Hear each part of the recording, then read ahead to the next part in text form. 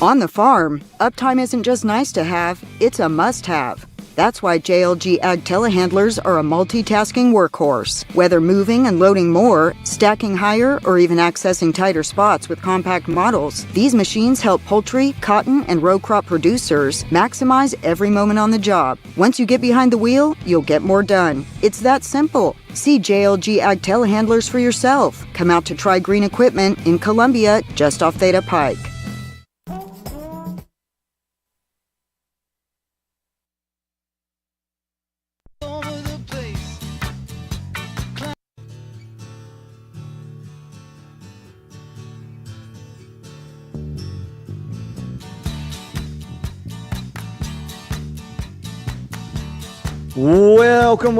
Welcome into the middle of it. I'm Jeb Hart. Happy to be here with y'all on this Monday, the 13th. Happy to have Clayton Harris in studio. How are we, Clayton?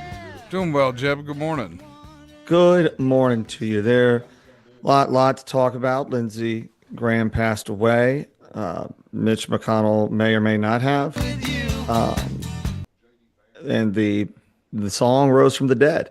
And between an attempted assassination attempt alleged on Trump's plane, the new one versus the switching over to the old Air Force One for security reasons, and the relaunching of targeted attacks on some areas around the strait, there is a decent amount to talk about.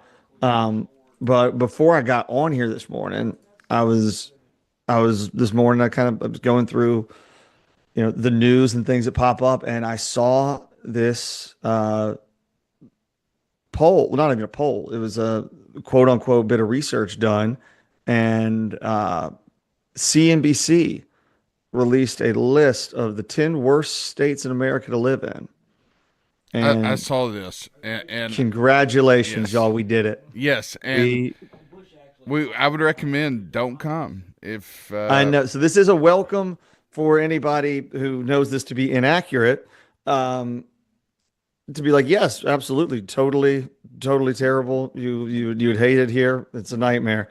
Almost besides Indiana, Jeb, I think every other state listed in the top 10 were all SEC states.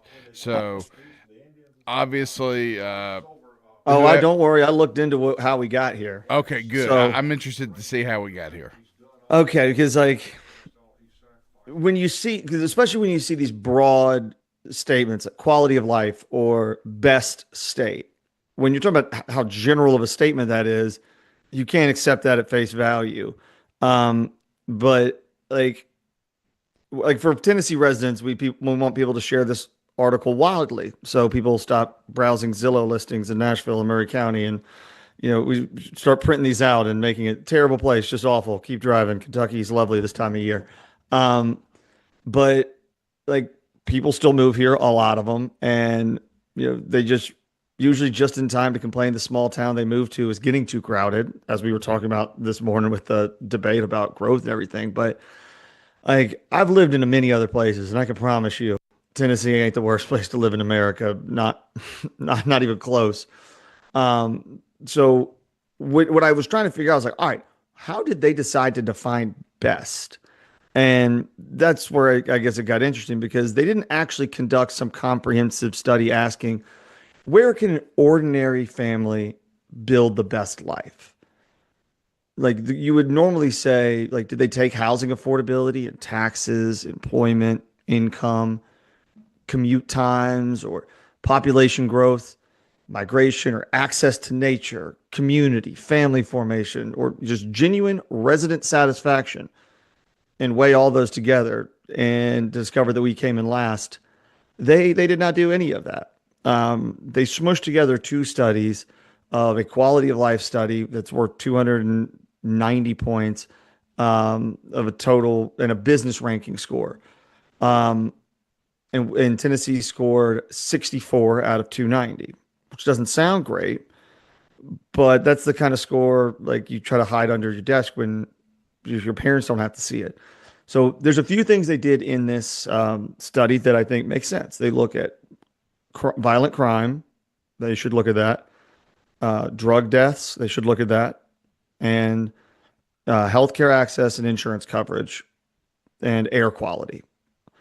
Um, they also added in, I think, childcare costs and availability. I think those are all reasonable things to consider. But that was only the only things that were in there that I would even consider reasonable. Then they move on to things that were weighted much more highly in this, which were um, worker protection laws. They grade on a this one I haven't had a chance to look into inclusiveness. They consider LGBTQIA laws. They consider abortion and reproductive policy and access to them as a heavily weighted factor. They consider voting policy, i.e., if you have to show an ID, it is repressive and you lose Oh, points. this is all making sense now. Yes.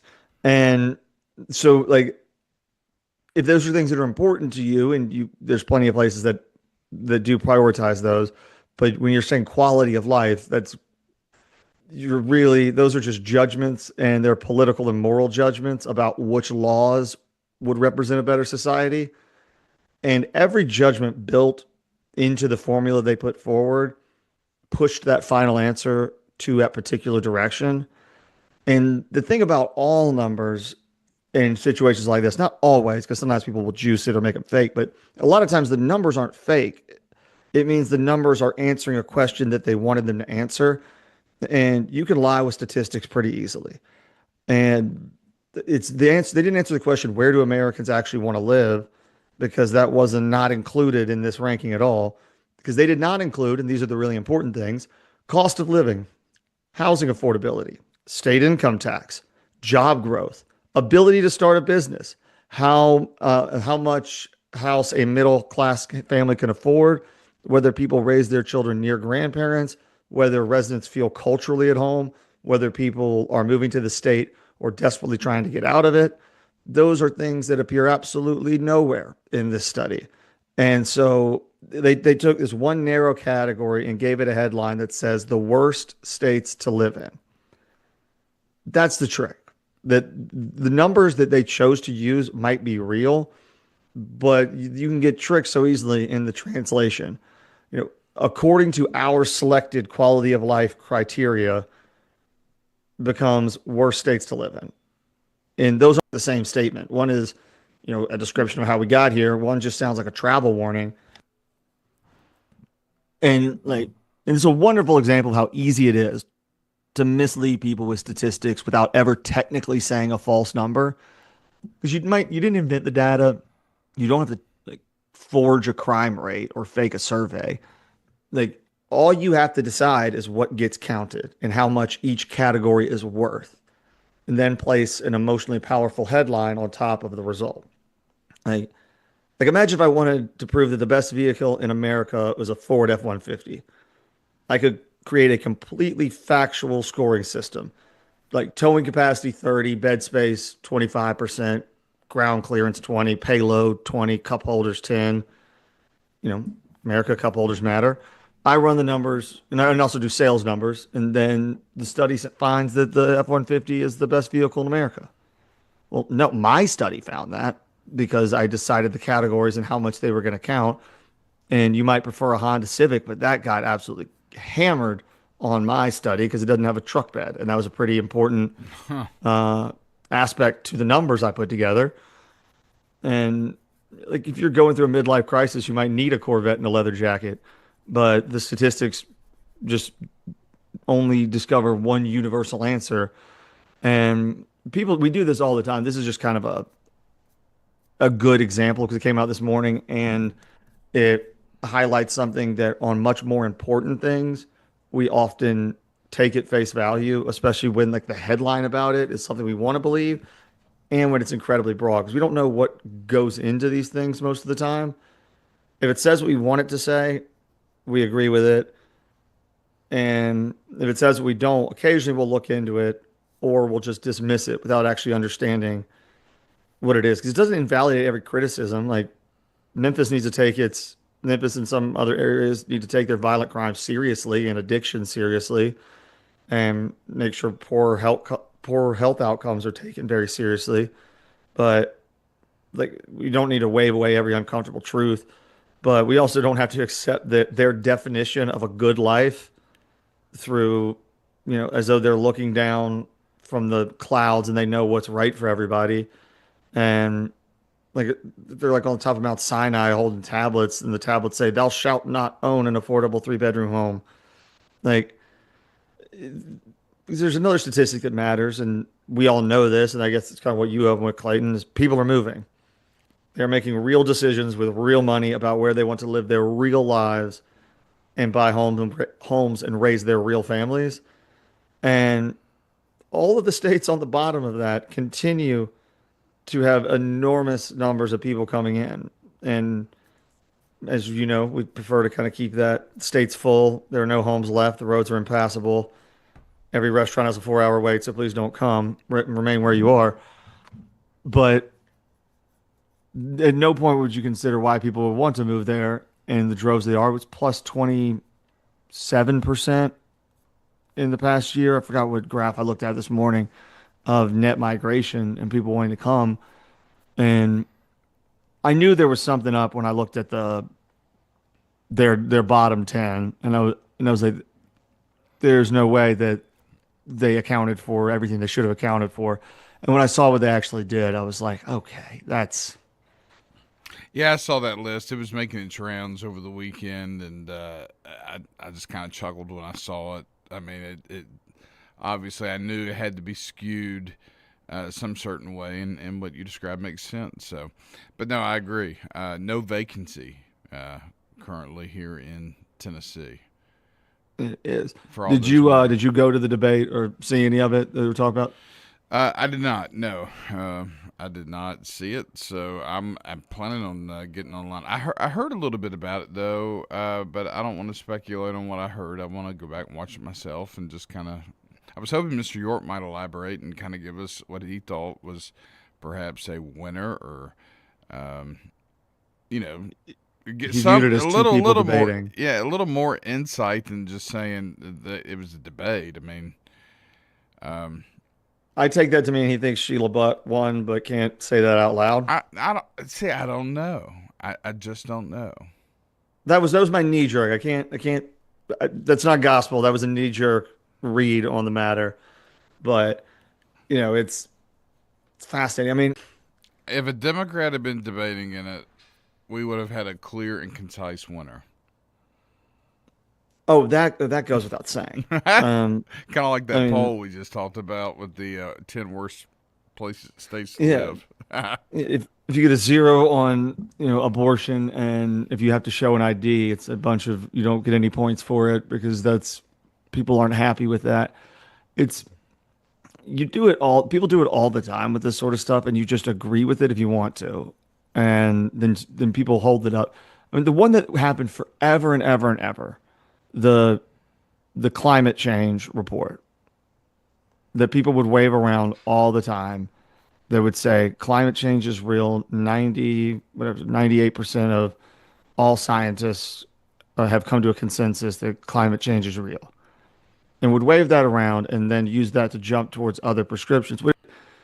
What it really said was climate change. Yeah, the climates do change. The vast majority of scientists didn't have a exact metric as to who was at fault or to what percentage, and if we stop carbon emissions tomorrow, what effect that would actually have. They just said, yeah, climate change is real. The climates do change. We know that going back hundreds of thousands of years for core samples. But then they used that to jump onto a narrative without discussing the underlying science behind it, and saying if you wanted to talk about the science, you were denying the science, which was pretty backwards in that regard, because the vast majority of them would say, then they say, well, man-made climate change is a scientific consensus. Yes, if you are a climatologist, you need to take into every variable that would affect the climate. People are involved there, but none of them ever said to what extent. None of them are. So it's just co-opted something, waved around like a club, and not actually looked into and used for a bunch of pretty detrimental things long term if we would actually talked about it. But we could talk about that and much more when we get back. See y'all just a few.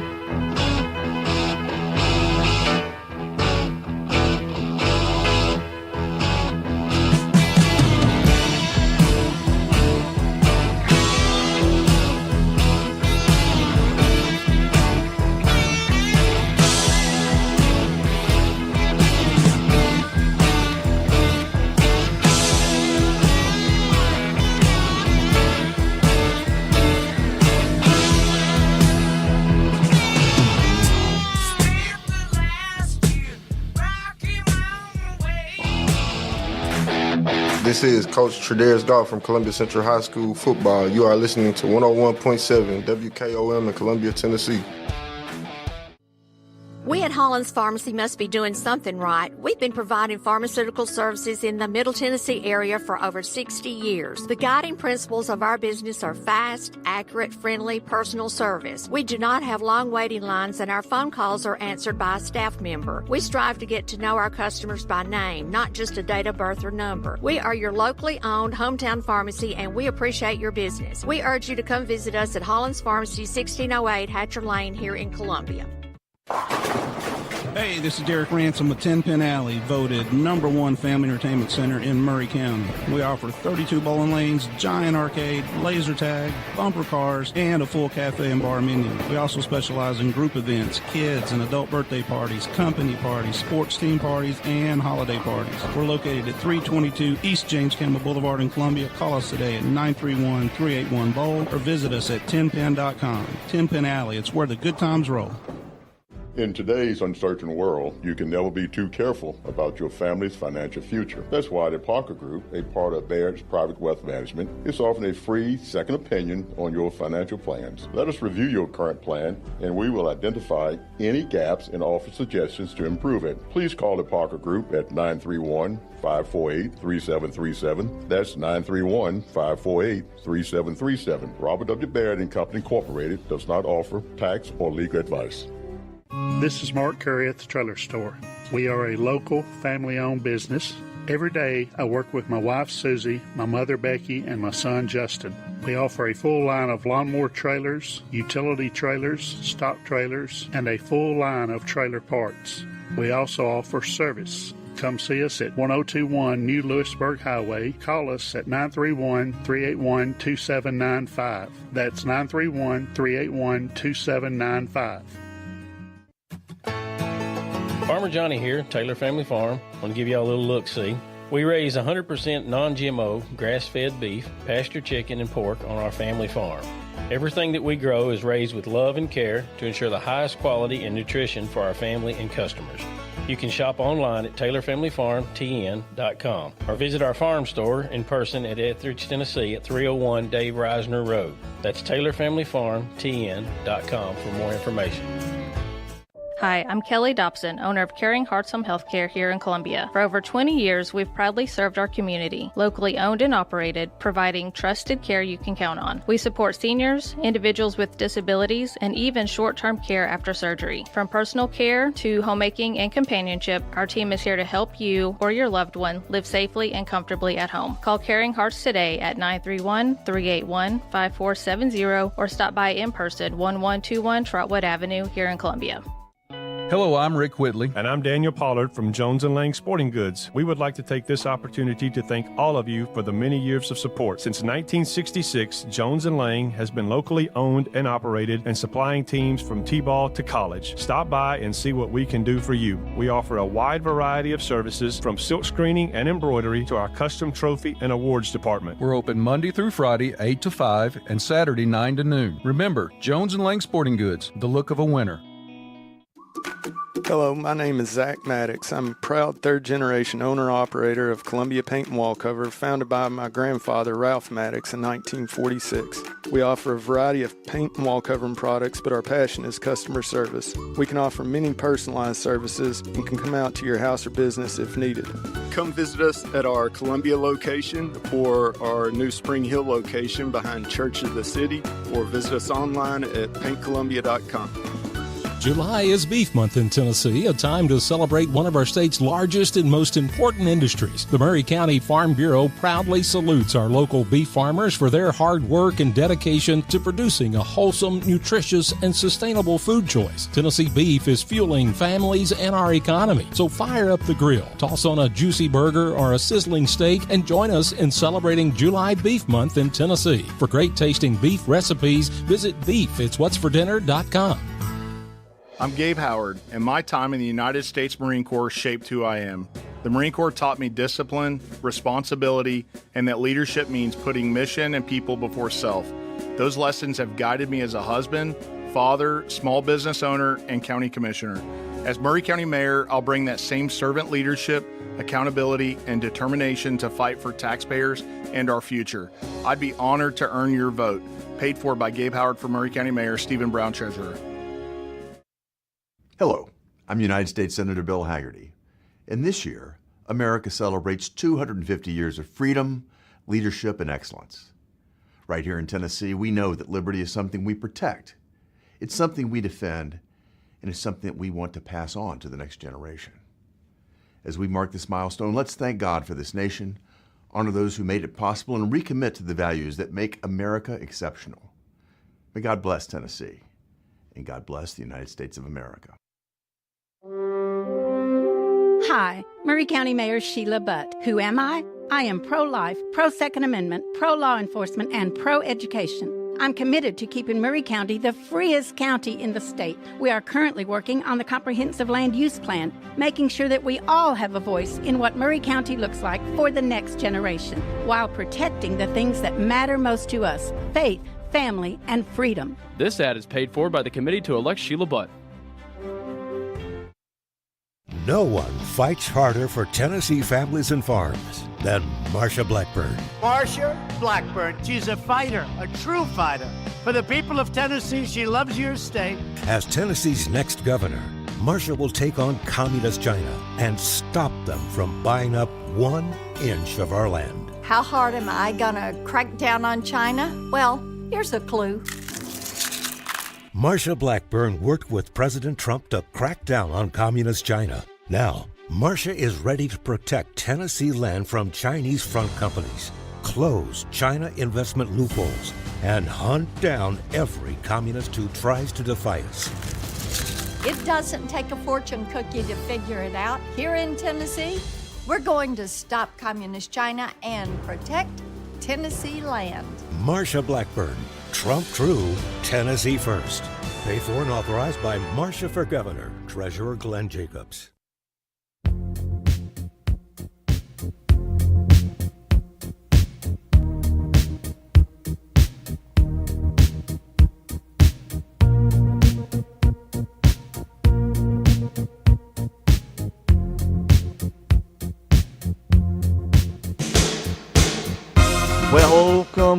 Welcome back into the middle of it.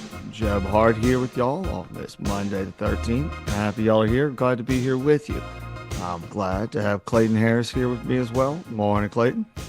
Good morning, Jeb. And I don't know about you. I know you got a couple of kids, but, you know, me and my wife, we got a handful, and nothing keeps me awake at night more than the thought of the Chinese buying Tennessee farmland. I lose sleep at night, and I don't know.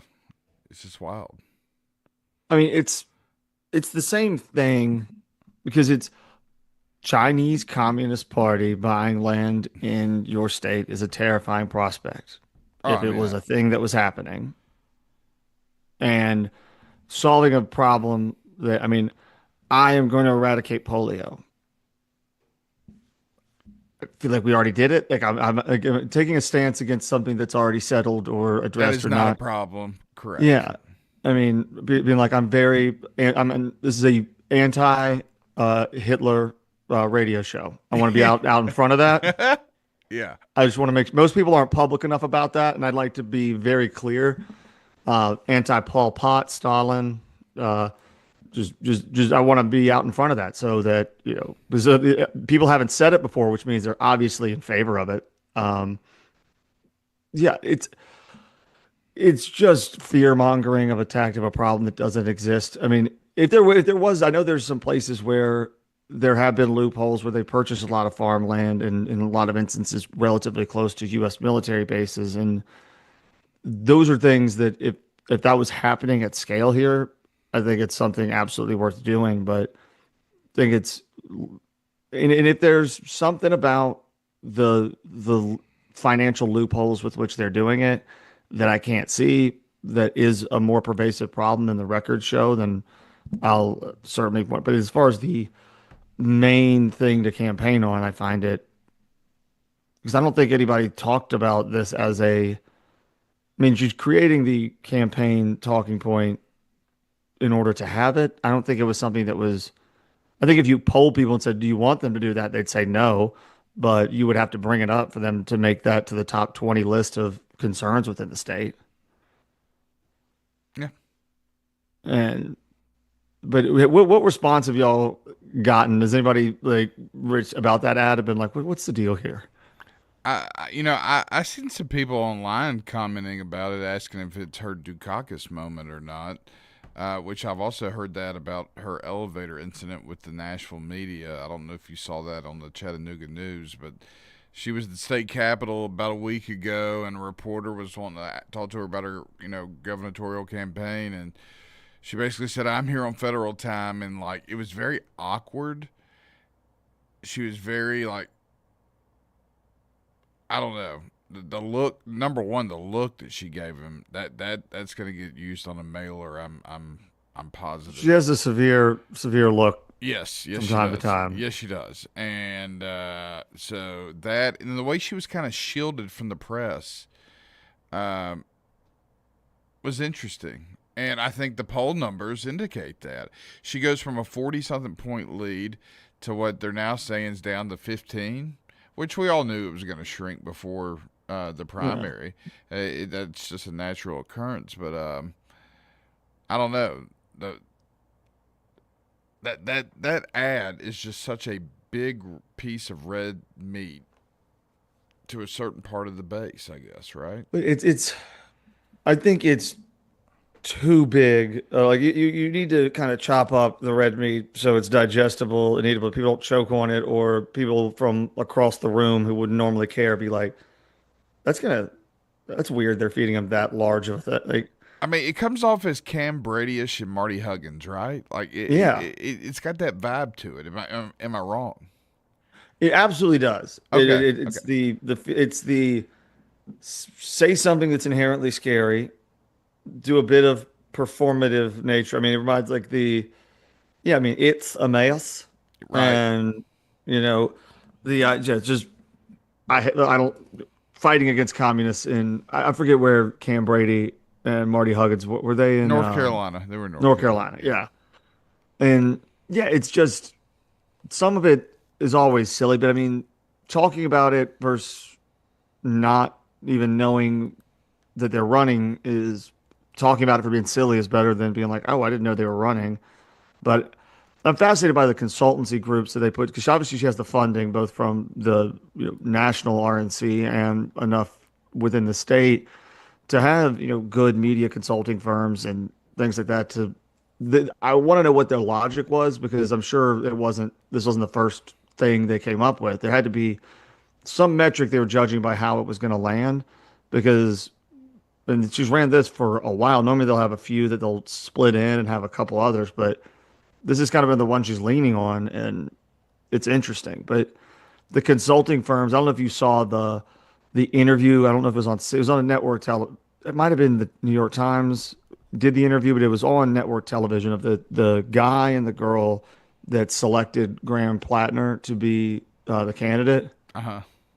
He sounds like he's going through puberty in the middle of the interview, and they're the ones who put him in place. They're like, we went through thousands of different candidates. I saw this video of an oyster, and I was like, that's the guy. And then they asked him, how deeply did you vet, or did this Reddit post concern you? And like this girl next to him just went like, ha ha ha, like this. And so this is before everything. All of it was bizarre. And then you're like, so these are the people making these decisions that we don't get to see most of the time. And it was bizarre how they got just this Ivy League think tank put in a position of power kind of their own making, which is interesting because normally the RNC and the DNC are such venerable institutions who want to consolidate and hold on to their own power that they don't outsource it. But these consultancy firms have made a lot of money and a ton of influence over these behind the curtains things. And when you listen to the interview, if you get a chance to hear it, and we could maybe pull it up, because it's just, you're like, that's because people ask the question so often, how do we get to Graham Plattner? How is that the best option they had to go against an incumbent in a seat they really need that's actually kind of gettable? And then you see the mechanics and the people who chose it behind you. You're like, oh, that's how we got here. That's concerning. Is Well, speaking of elections, Jeb, early voting starts here in Murray County this Friday. So I don't know if it's all right with you, but maybe in the next segment before the top of the hour, I have in front of me the sample ballot of what people are going to be looking at come this Friday and also on August 6th, which is Election Day. And, you know, I don't know about how you feel about this, but I'm going to do it anyways because I know you like guests. But any of these folks that are on this ballot that are running for any of these seats, we welcome you on this show and on this radio station.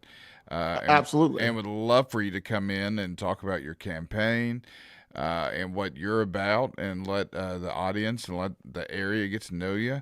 And we've had some of these folks on before, but it doesn't matter if you're a Republican, Democrat, independent.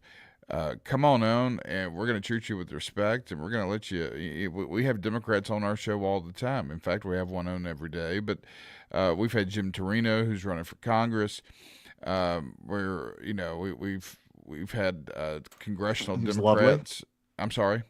He was lovely, and he was. Jim's a great guy. We the last two congressional. Fifth Democrat candidates have been on quite a bit. And I'm sure we'll have Mayor Chaz Mulder on at some point as well, which we'll look forward to. So, I mean, we'd really enjoy having those folks come on if they'd like. And we extend that invitation to every single one of those people. So, no, absolutely. And yeah, thank you for doing that. And it really, at any time, because I know there's some people who, have the name recognition who've been out there, different budgets, different sizes, and different things. And sometimes there's a message you want to get out, or a record to correct, or just to connect with, to let people know more about you, especially if you want people to know who you are when they sit down and look at the ballot. Because I'm pulling up now some of the names I know very well. I mean, obviously, you get Ogles and Hatcher and Scott Zapecki on here, and then Marsha Blackburn, Monty Fritz, and John Rose, and there's names you know, but there's other folks, especially these local elections. I know a lot of y'all might know personally, but from the policy side of things that you want to know, I'd love to know. But also, what kind of motivates you to go through some of these roles in local government? If it's especially some of the ones. What was it? Is it the county commission is up this year? That's big. We have a lot of county commission seats. That are going to be flipped and turned over, and a lot of folks not coming back. Also, school board. We have a couple of races on the school board. We have a sheriff's race that's unopposed, a county circuit court clerk that's unopposed, along with the county clerk that's unopposed. Unopposed. Same thing with register of deeds. But there are a few other races, especially the county commission races, where each district elects 2 county commissioners, and there are several races where there are 3 or more candidates. Also, the big one, obviously, is the county mayor race between Republican nominee Sheila Butt, who's the current county mayor here in Murray County, against independent candidate Gabe Howard, also from Columbia here, who currently serves on the county commission. So, and then as you mentioned, Jeb, you got the U.S. Congressional 5th District matchup between Charlie Hatcher and Andy Ogles for the Republican nomination for that race. And then you have the new District 9 that I'm in that just became created just about a month and a half ago. I currently share the same congressional district with Graceland down in Memphis. So how about that? And so on, it's Charlotte Burgum, Brent Taylor, Jeremy Thompson, Todd Warner are on the Republican side for that district.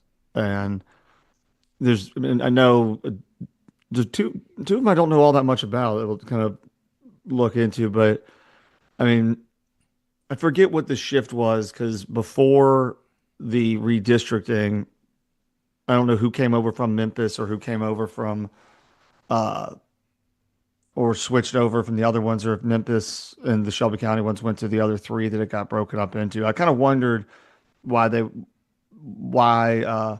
Pearson and the other guy that were running back when it was the Memphis district were both running in the new ninth. See, and that's the thing. Charlie, if I'm not mistaken, based on where he lived, Charlie Hatcher is in the new congressional ninth, but he is choosing to run in the fifth. And I believe if you had chose to run in one or the other, and that district is still in your county, you can still run for that district, apparently. Yeah, I know if it was in your county before, yes, I know there's options. That was my thing with, Justin Pearson and London Lamar, who were kind of the ones out of Memphis who were neck and neck in that very very blue area.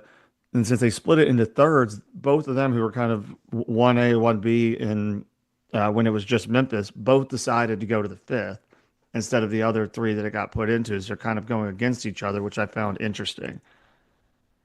Yeah, I find that interesting as well. Yeah, it's I was just thinking I'd love to have Justin Pearson out. Think we can make that happen?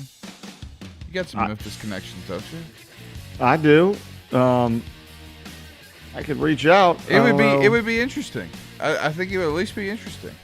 I'd love to have him on, and I really love to have him on. I don't know if he would come on, but I would love to have him on.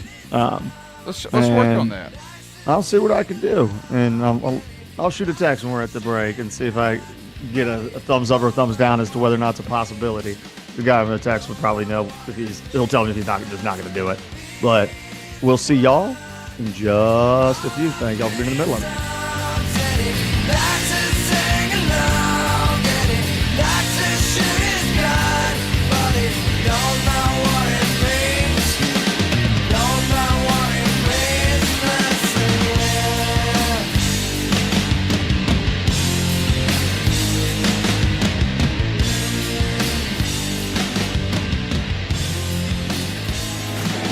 This is Coach Tredez Dahl from Columbia Central High School football. You are listening to 101.7 WKOM in Columbia, Tennessee. Hi, I'm Robert Rogers at Parks Motor Sales Buick GMC. And I'm Michael Parks Lawrence at Parks Motor Sales Buick GMC. Together, we're Mr. Bobby Parks' grandsons, and we run his dealership, and we are glad to be part of our local community. Being family-owned and operated, we invest heavily in our community. We do things like sports teams, schools, bands, you name it. We try to help everybody we can. The reason why we do this is because we all love this community. So come do business with us, your neighbors, at Parks Motor Sales in Columbia, Tennessee, right off Nashville Highway, or at parksmotorsales.com. A name Columbia has trusted. Tillis Jewelry on the Square. Discover beautiful diamonds, gold, timeless gifts, and custom design, all with a personal service that has made Tillis Jewelry a local tradition. Whether celebrating a special moment or simply finding something beautiful, the Tillis Jewelry team is ready to serve. One store, one focus, you.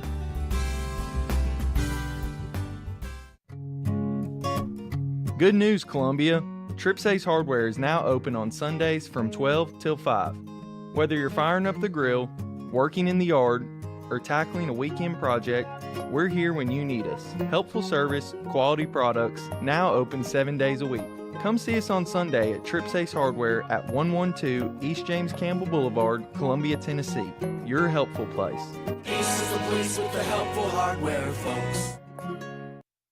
Do you have trees that need trimming or removed? Do you have stumps that you want grounded? A1 Tree Trimming and Removal is a family-owned and operated business local to Columbia and Lewisburg. They also service surrounding Middle Tennessee. We are licensed and insured and provide free estimates. No job is too big, no tree is too small. Give old Luke a call or text Luke at 931-359-3113. Or you can check them out on Facebook and tell A1 Tree Removal that you heard this ad on the radio. If you love America, then you will love A1 Tree Removal. You're not just a homeowner, you're also an ice maker that didn't read the job description owner. Fortunately, you've got heating and cooling built and tested to keep going.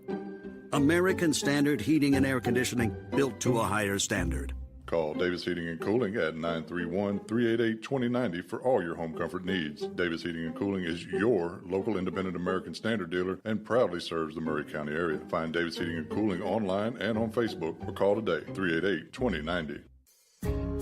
This is Debbie Matthews with the Nashville Realty Group, and if you've been paying attention, you know the housing market has been tough, but rates are beginning to thaw. So if you're thinking about selling, the time to jump in is getting better every day. But if you're thinking about buying, and those interest rates are still a little bit too high, a good agent knows how to negotiate interest rate buydowns. And I'm a good agent, so call me, Debbie Matthews with Nashville Realty Group, 615-476-3224.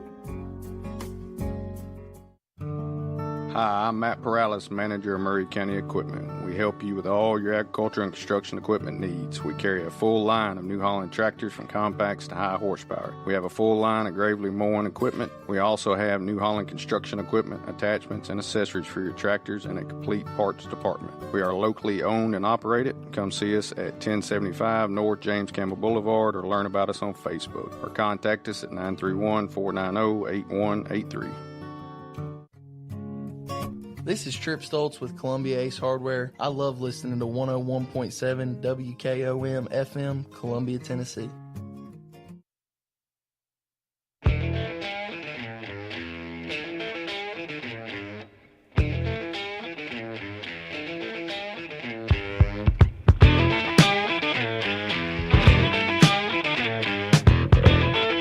Welcome back into the middle of it. Jeb Hart here with you on this Monday the 13th. Happy to be here. Happy y'all are here. Happy Clayton is here. Morning, Clayton. Good morning, Jeb.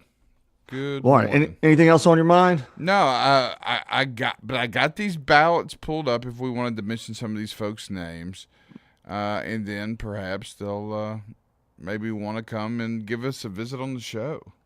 Absolutely. Yeah, I got I had the Democratic ballot pulled up. I had the Republican one pulled up before. These are 4-page ballots. There's a lot on there. Also,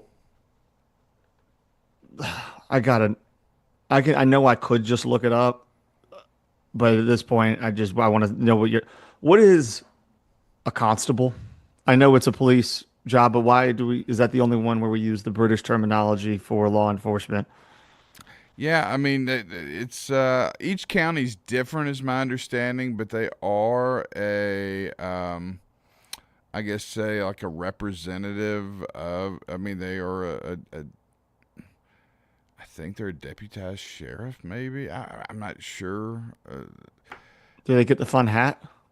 They have to provide their own car, but I believe they do some training with the sheriff's department, and I think they maybe. I'm just talking about the British Bobby Constable hat. Oh no! That's a bummer. It is. I think they maybe serve papers and stuff. I'm really not sure exactly what all they do. Anybody running for constable, please hop on and let us know what it is. Well, and if you look on that constable list, apparently every single one of them appears to be unopposed. So yeah, it doesn't appear as though people are beating I don't down see the there's door anyone. to yeah. Yeah, most of them are. There's a decent amount of uncontested races. There are. There's a lot with a ton of folks. County Commissioner 7's got 3 folks. 6 is 2. County Commissioner 5's got 3 folks. 4's got 3. District 8's got 3. 11's got 2. My district's got 4. 5. District 9 has 5. Yes.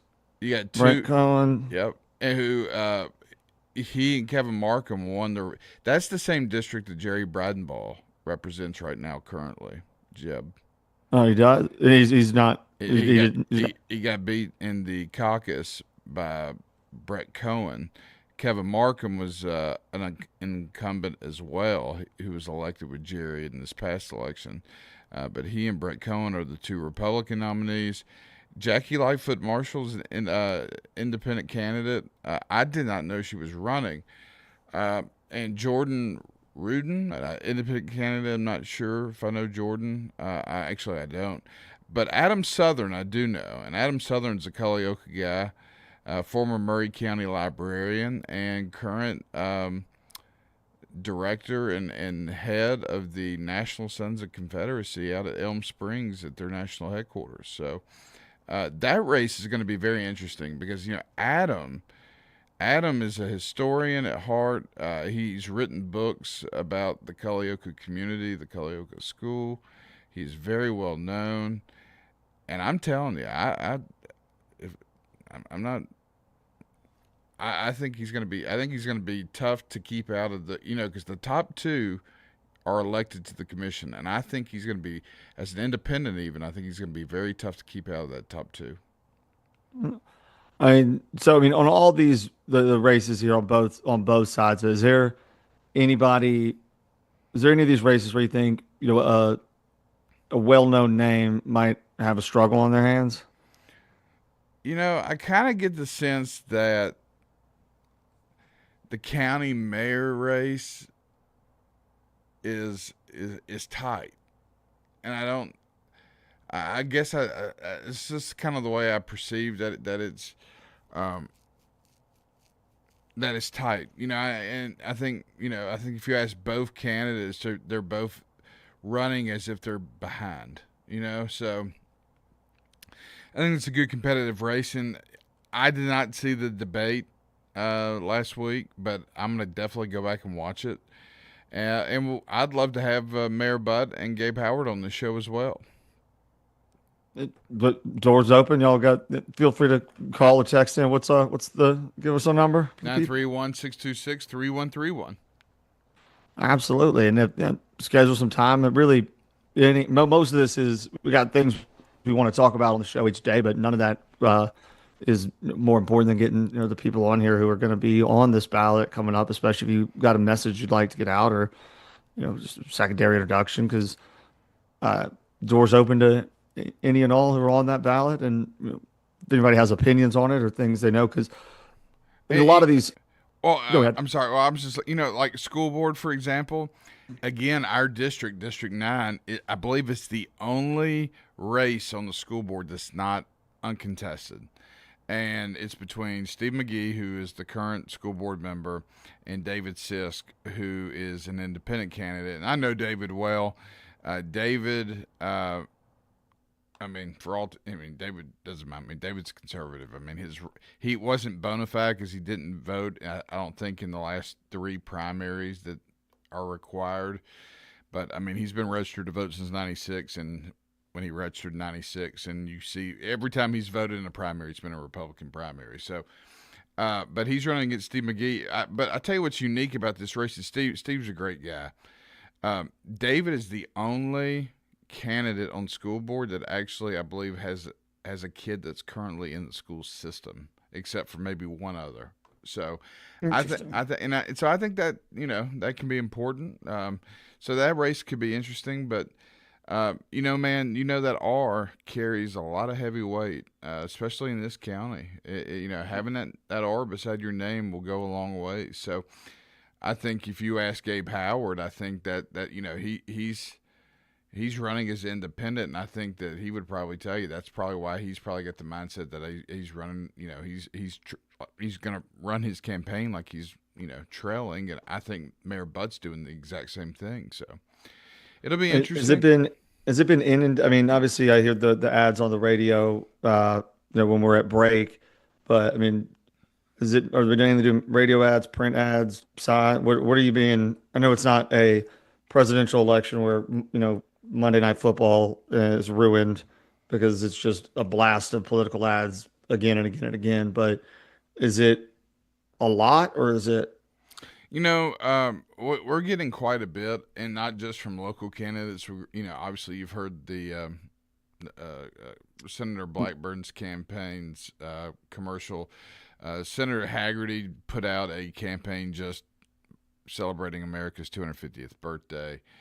But we are anticipating getting a lot more as we get closer to November after the primary season's wrapped up, when it comes down between, typically the Republicans and the Democrats. And so it'll be interesting. And would expect to probably hear a lot more stuff on the radio, because we also have the Columbia City Mayor race that will take place in November. So yes, we have this election on August 6th, but that is just one of two, because the other one will take place in November, and it's going to be exciting times around here for sure. Well, I mean, we cover all the stuff, and obviously you talked about, Lindsey Graham on the previous show, and people talk about Trump every day, and prior to that, Biden every day, and all that. But these are the ones that affect your day-to-day lives a lot more. And I'll tell you another one that's interesting that I'm looking at. County Commission District 10. There are 4 nominees. Tommy Wooliver is an incumbent and has been on the commission for a long time. He's also got a challenger from Diane Davis, who's an independent as well. But Danny Grooms, who's also an incumbent on the county commission, he is listed there along with Greg Combs. And if that name sounds familiar, Greg owns WXRQ, the radio station down in Mount Pleasant. And he's also running as a Republican. So that could be a race where a potential upset or maybe something could happen when you have, again, you got someone who's an independent, who's well known. I think Mr. Wooliver was the former principal down at Mount Pleasant High School. And now he's going to be taking on not one but 2 Republicans for that seat for the county commission in Mount Pleasant, and that's that's a big seat. So that's going to be an interesting race as well. And again, we want to invite all these folks on here and let them talk about their races and their campaigns and what they're running on, and what their constituents are concerned about. Because I don't know, Jeb. I'm very suspicious to believe that a lot of these constituents are like me, and they stay awake at night worrying about the Chinese buying up all Tennessee's farmland. I don't think they are, but until you tell them it's a possibility, then they're like, wait a minute, we got to get out in front of that. And then when it inevitably doesn't happen, you get to say, I did it. I mean, it's like saying I'm going to campaign to stop an invasion of the eastern seaboard of the United States by the Roman Empire. And it doesn't happen, and I'm like, you're safe now, guys. You're welcome. Right. Exactly. And you pump up a problem that either doesn't exist or is easily fixable. I mean, we do that across the board. And the same thing for the negative campaigning. In a lot of instances, we blow up something that's banal or slightly misframed in order to make a non-issue a lot bigger than it is. And that's politics as it is. This is just the most blatant version, like when you decided to do all of that. And also it's a radio ad, so you can't even tell it's cracking a fortune cookie. Right. Could have been, right. Yeah. Exactly. Right. I mean, it could be cracking open the chopsticks, or there's a lot of stylistic and editorial choices that I think, and policy choices that I think are odd and highlighted strangely, but I think that's part of what happens when you kind of coast on name recognition and the assumption of you. There's a complacency that can come with that. I mean, you look at everybody we think that Mitch McConnell might have been dead for a while. Like, you've been doing it that long, it's like, no one's going to care if I'm dead or not. And, well, I'm not dead. I'm just going to break. We'll see y'all in just a few.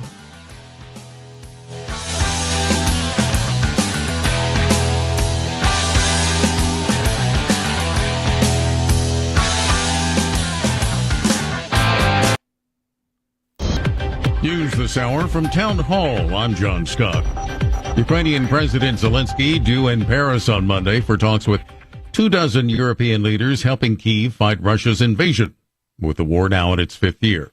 An update from reporter Bernie Bennett. European foreign ministers were also meeting separately in Brussels, where they were expected to discuss Ukraine's needs and Russia's threats to the continent. Both Kyiv and its European backers are keen to press home Ukraine's recent successes and compel Russian President Vladimir Putin to negotiate an end to the fighting, although Moscow has shown no willingness to compromise despite a year-long peace effort by the Trump administration. President Donald Trump's pledge last week to give Ukraine a license to produce Patriot air defense systems could mark a major breakthrough for Kyiv. Bernie Bennett reporting. Great sadness in Washington with the death of Lindsey Graham. The 71-year-old South Carolina senator died Saturday night.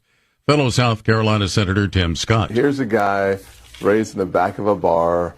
He's 19 years old at the University of South Carolina. Within 15 months, his mother dies, and then his father has a massive heart attack, and he passes as well. Lindsey adopts his 13-year-old sister and becomes a surrogate father to his sister. That pain and misery led him into public service. And he started public service because he wanted to make sure that no one felt invisible. Senator Scott appearing on ABC's This Week. Senator Graham died after a rupture in his aorta. The death toll from 2 earthquakes that struck Venezuela on June 24th, up to 4,490. According to National Assembly President Jorge Rodriguez. SRN News and our parent company Salem Media are partnering with Christian nonprofit Food for the Poor to rush emergency aid to victims of the tragedy. Listeners wanting to help can find an online banner at the top of our website at srnnews.com. More on these stories from townhall.com. Hi, I'm Kirk Cameron. Christian Healthcare Ministries is not another health insurance policy. If you're tired of year-long contracts and pointless restrictions, CHM offers anytime enrollment on your schedule and at your convenience. With CHM, you're paying half the cost of a traditional health insurance plan. So that puts more money back into your budget for everyday needs. Plus, you'll have access to CHM's care solutions for virtual appointments, prescription savings, surgery support, and more. My family and I joined in 2018, and it's changed our lives for the better. We love paying way less while helping other believers afford their medical bills. Take the leap of faith and see why Christians across the nation are better with CHM. Get started by calling 1-833-JOIN-CHM and use promo code WELLNESS for a 50% credit towards your first month. That's 1-833-JOIN-CHM and use promo code WELLNESS. Graduation rates soaring at the Bureau of Indian Education schools. The U.S. agency that oversees dozens of schools serving Native Americans is reporting more on-time high school graduations than ever. The Bureau of Indian Education says nearly 80% of high schoolers graduated within 4 years in 2025. That's up from only half a decade before. The Trump administration attributes that boost in part to a push to fix flawed data collection, though some educators at tribally controlled BIE schools credit their own innovations, like expanded virtual learning and career training options for students. I'm Savannah Peters. Disney's live-action Moana, the top movie at the box office. Internationally, it earned $52 million for a global total of $95 million, but that movie cost a reported $250 million to produce. News and analysis at townhall.com. Sam Neill has died at age 78. He was a versatile actor who moved from art films to blockbusters like Jurassic Park and The Hunt for Red October. He said he had a rare type of lymphoma in 2023. His family said he was cancer-free when he died. An unusual ejection in a WNBA game. Never let it be said women aren't fighters. Benicia Laney Hamilton was tossed from the New York Liberty's 93-91 loss to Toronto after she threw a shoe that hit opposing player Marina Mabry in the back. Laney Hamilton was actually trying to get the sneaker back to a teammate after it had fallen off. The errant toss ended up hitting Mabry, and after a review, the officials gave her a technical foul, her second of the game, for, quote, throwing a projectile on the court. Jason Walker reporting. More on these stories at townhall.com. No one wants to deal with a plumbing, electrical, or HVAC emergency. It's even worse when you're not sure what it'll cost, when it'll get fixed, or if someone's just selling you something. When you call Hiller, you can trust our experts to actually solve your home's problems quickly. And with true transparency pricing, you know the price you're told is the price you'll actually pay. Book online now at happyhiller.com. Happy you'll be, or the service is free. Call the Happy Face Truck today.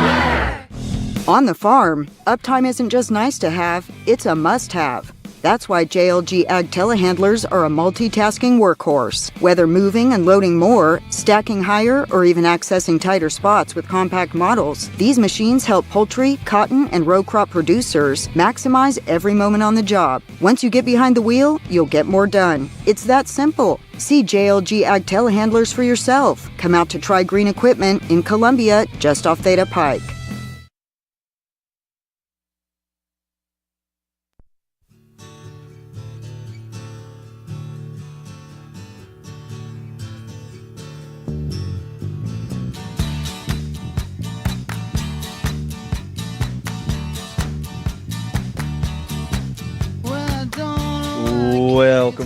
Welcome back into the middle of it. Jeb Hart here with you in the middle of it in our second hour on this Monday the 13th. Clayton Harris in the studio. Morning to you, Clayton.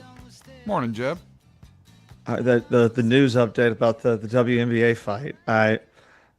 Anytime that guy, what's his name? John. Is it John? John something. I can't remember. They got everything about a couple of anchors.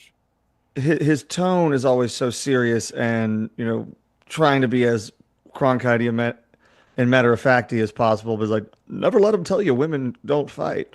And it wasn't even on purpose. That's the thing. We said also not a glowing indictment of the athleticism if an errant throw hits someone square in the back.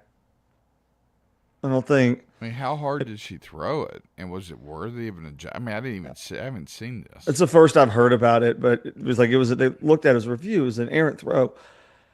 I mean, the VAR stuff and I know we're fine tuning it over time in baseball with the strike zone and the challenges and the plays. I think that one, for the first time ever, baseball got it better than the other leagues did with the speed of it, the limiting of it, but it's not slowing it down as much.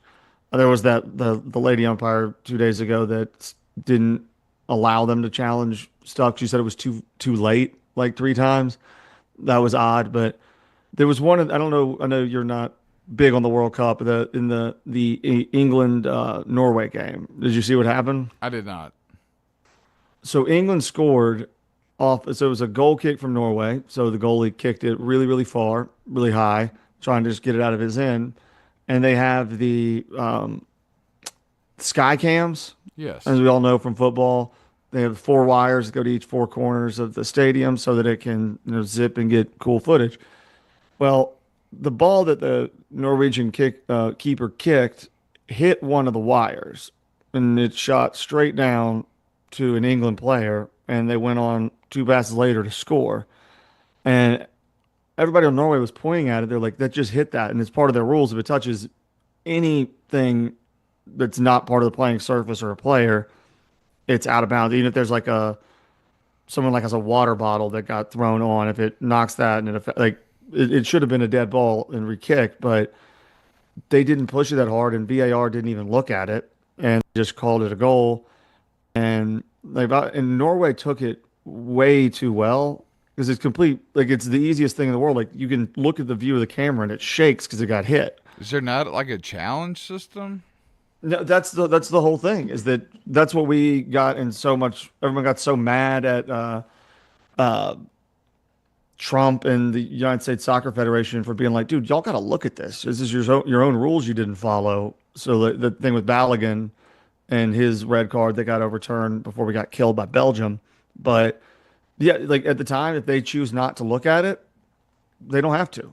And now, since it's an elimination game, they're not going to go back and replay the game, so it's over. And they didn't fight at the time. It was blatant what happened, and I'd be furious. Sure. I mean, what's in your long sporting history, what is the worst call that it could directly affect you, or just the worst? There's like the Jim Joyce one where he ruined Galarraga's perfect game is way up there, but the pass interference for the Saints that had the rule change. But what one sticks out in your mind is just like, Uh, ooh. The biggest rule I remember that just really changed the whole could have changed the whole history and direction of the NFL was the tuck rule. mm-hmm. On Brady and them's first run to the Super Bowl. I remember watching that game. It was snowing like crazy up in New England. They were playing Against the the Raiders. Raiders? Yeah. And Brady, it appeared, fumbled the football. They reviewed it, said no, it was part of the tuck rule. And Which had you ever heard of that I had before? not. I had not. And then Adam Vinatieri kicks a field goal to win it. So no, it was all new to me. And there are some of those really obscure rules that like there's ones that people know, like you can do uh, a free kick in football. If you fair catch a punt, you're allowed to do like a kickoff type kick from wherever you fair caught it. Right, you can kick it off a tee. Yeah, Through from the wherever you uprights. caught it. Yeah, for 3 That people do points. that at the end of near the end of games, or if someone just punts away. But there's weird obscure rule. I mean, you could still drop kick, like Doug Flutie did it a few Yes. years back. With the Patriots. Yep. Yeah, more than a few years back, but like there's rules that still exist that are part of it that just nobody does or utilizes anymore, but they pop up in weird ways. And I had an official buddy of mine that does high school football, and he had that kick rule go into effect, I believe maybe last year, year before, here, not locally, but at a bordering county school. They attempted to take advantage of that rule. So, yeah, it's a rule that a lot of people don't know about. yeah, did it go well? I Did they don't make it? remember if they made it or not, to be I mean, honest. because if it's for a long one at the end of a half and you catch it, like if you have a guy that can boot it, especially like from a kickoff, he gets it into the end zone every time, and you're on like the 50 and he gets a run up and no one's in front to block it, like you got a chance at it, especially if the time's going to expire. But it has to be off of a punt that comes to you. You can't just be like, I'm going to do a free kick now. Um, but that went far afield. But we're talking about that in college day. I know the Iran stuff came up, but the other thing that was on my radar started July 1st, and a lot of colleges are freaking out about it. It's called the do no harm rule, and it's this new federal rule that is going into place that is trying to give at least some semblance of, are you getting your money's worth from the college you're going to? Um, and they started losing their minds over it because it seemed like a pretty reasonable measure, and it's a pretty reasonable consumer protection measure. And universities have treated it as like an existential threat to education. So I obviously, became curious, like, okay, what are they doing that's, so bad, or like such an attack on, are they setting the standard so high that everybody who graduates has to become a millionaire, or, has to own a house within 10 years? Like, no, the question is pretty simple. Did the students who paid for this degree within this university, within this program, end up earning more than the people who never went to college at all? That's the bar, not prosperity or home ownership or even a comfortable middle class life. Just after 4 years of tuition, fees, books, housing, meal plans, parking permits, whatever administrative surcharge funds, and all the stuff that goes into it.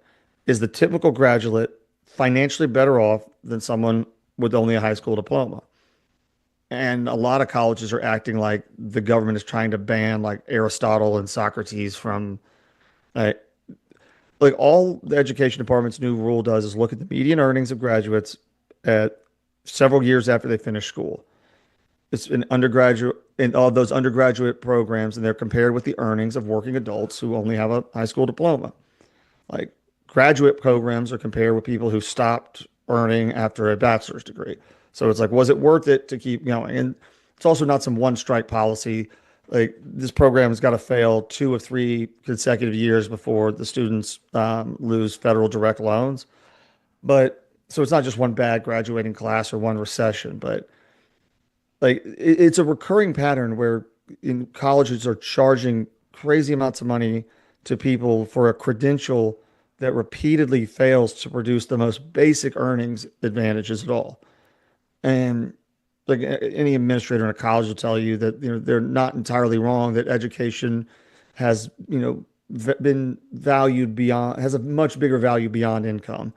Of course it does. Art matters, history matters, theology, music. A civilization judges every human pursuit by its starting salary, may not become that wealthy, but it will become absolutely unbearable at a dinner party. That's not really the dispute. It's like we're shouldering these children with debt for a degree that we know is never going to be able to pay that back, and then wondering why they're bitter down the line.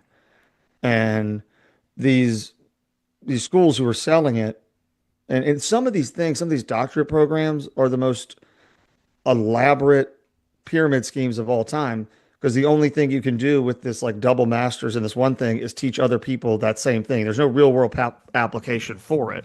So you have to go all the way up this higher education ladder only to teach other people to go up it, because the only other way to make money off of the thing that you spent that much time on is to teach other people it. And that's more or less the definition of a pyramid scheme, is to buy in, buy in, buy in, and then have to get other people to come along with you to support the thing that you're doing that you went into debt for. And I think those things just need to be cleaned up, because you talk about resentment, the amount of people who are in such debt for a degree that they were told if they got, everything would work itself out. And there's no skin in the game for a academic institution to really outside of getting donations back later on. Like they have your money guaranteed by the government. They don't have any skin in the game if you fail, or if what they provides value. Well, it's I compare it to health insurance, man. Like as soon as government touches something, it typically doesn't work out very well. And if you look at what's happened with colleges and the government approving doing all these student loans and getting into the loan business, of course these universities are going to charge as much as they can if they know the government's going to loan the money to the kid that's going to pay them the money.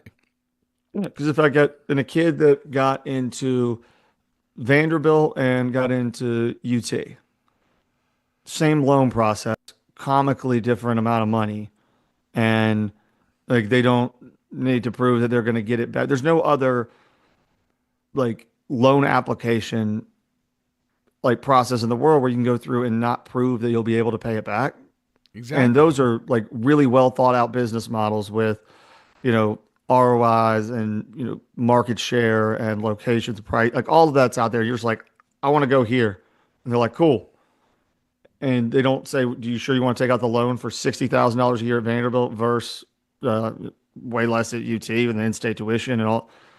Then you just give it out, and they're not. That's the thing, is they're not incentivized in any way, which is why in college tuition has risen 800 times the rate of inflation since the 80s, because it's kind of like the idea when Kamala Harris was running and said that she would give $25,000 to first-time home buyers. It sounds really good until you realize that it's just an extra $25,000 on top of the price of a house, and then everything else will move forward. They could charge whatever they want and have no reason to become more efficient or to become actually streamlined or provide a product that's worth the money, because they know that the money's guaranteed. It's not really a competitive marketplace when it's subsidized under the guise of the greater good or higher education. You're saddling people with debt for degrees that are never going to be able to pay it back. And then you wonder why they're angry and disillusioned and turning towards Marxism, all that, because they just feel like they were lied to. And it's a recipe. And you look back from the sociological side, the start of the French Revolution was more or less that. And overly credentialed, undercompensated populace who felt disillusioned with the systems in place when they felt like they did what they were supposed to do and had it cut off from under them. And we'll talk about that and more when we get back. That should be in the middle of it. See y'all in just a few.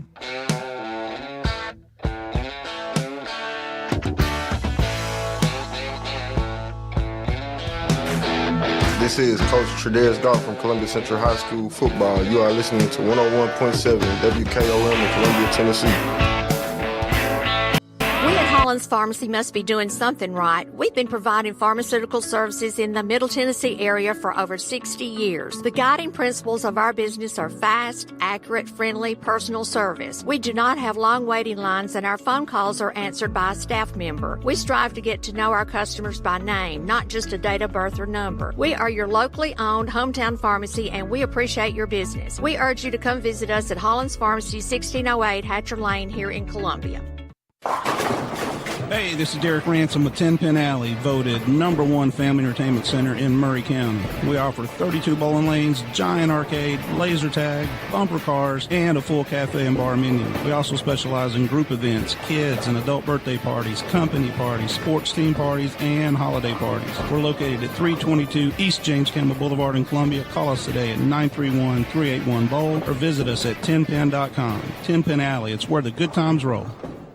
In today's uncertain world, you can never be too careful about your family's financial future. That's why the Parker Group, a part of Baird's Private Wealth Management, is offering a free second opinion on your financial plans. Let us review your current plan, and we will identify any gaps and offer suggestions to improve it. Please call the Parker Group at 931-548-3737. That's 931-548-3737. Robert W. Baird & Company Incorporated does not offer tax or legal advice.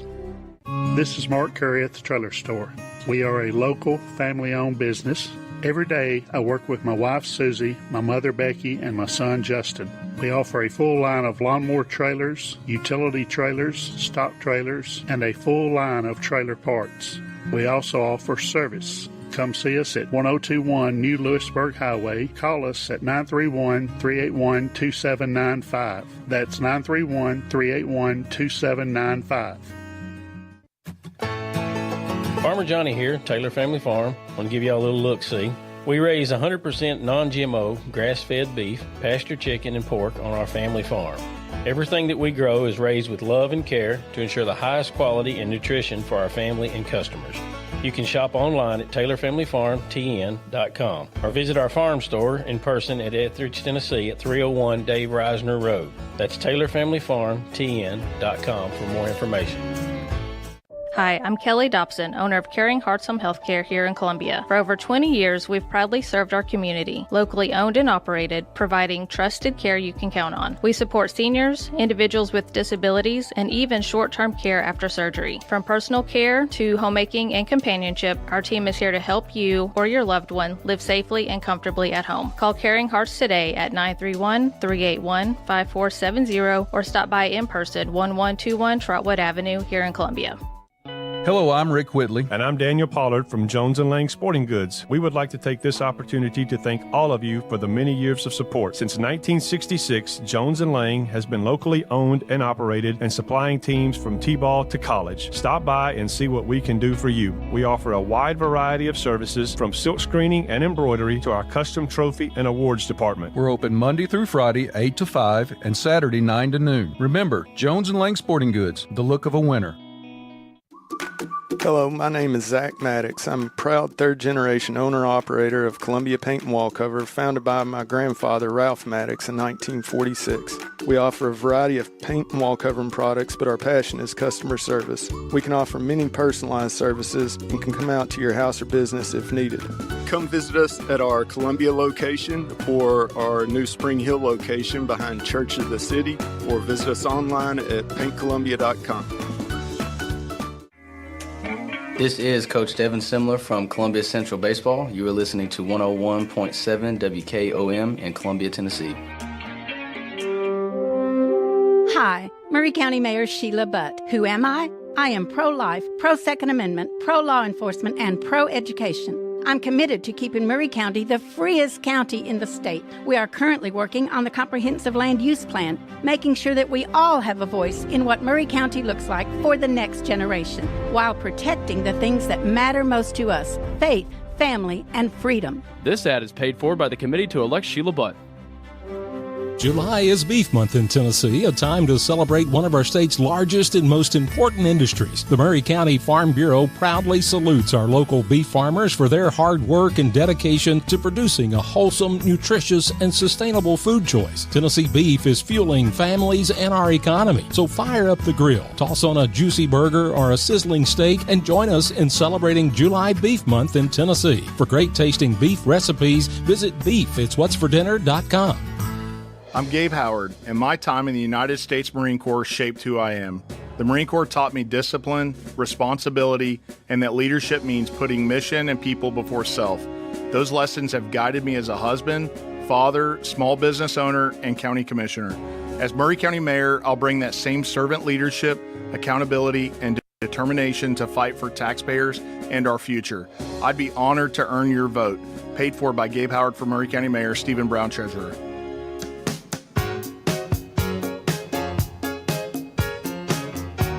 Welcome back into the middle of it. Jeb Hart here with y'all on this Monday the 13th. Glad to be here. Glad y'all are here. Glad Clayton Harris is here. Morning to you, Clayton. Good morning, Jeb. All right. Well, we got the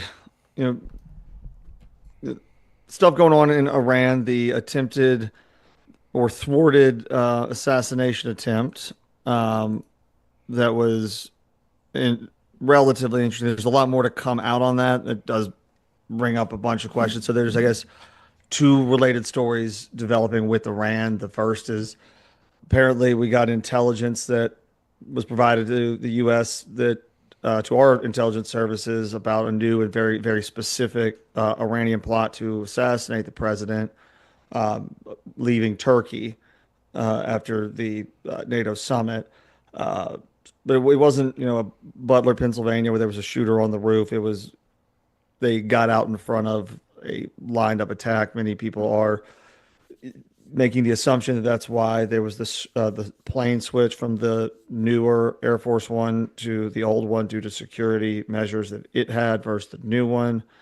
But again, it's also any threat to Trump's life has not been anything new from them, because since the targeted assassination of Soleimani in his previous term, there's been tons of Iranian-linked operations trying to target him, as well as Iranian dissenters and other American officials abroad and here. So, if a foreign government is preparing to murder sitting American presidents, that we're not pleased with that, even though we did kill theirs. So I get their displeasure. So we just know that there was a very serious plot that did have to get thwarted. And then comes the bigger story that's happening that's more immediate, is that we resumed the major targeted strikes against the military targets after Iranian forces attacked commercial shipping, 2 boats the other day in the Strait. And we all have been through why the Strait's important, who has control, what we're trying to get out of it, what the issues are.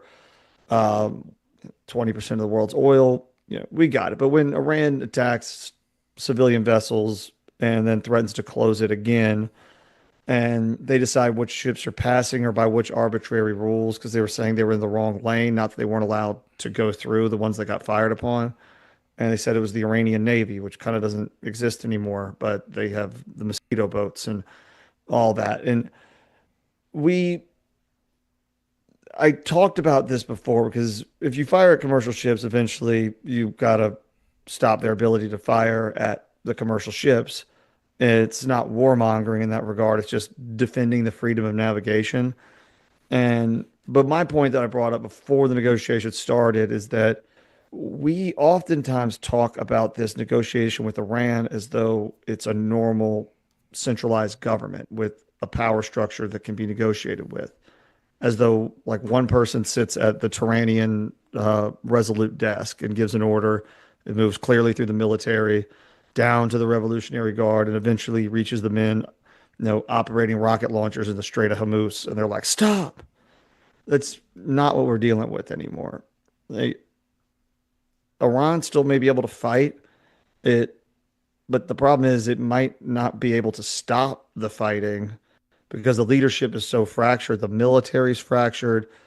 The senior leaders who've been there forever have been removed. So communication structures have been repeatedly struck, and like the very system that Iran built to survive the kind of attack that happened, this fracture protocol, is also what makes a peace, even from their side, even harder to enforce.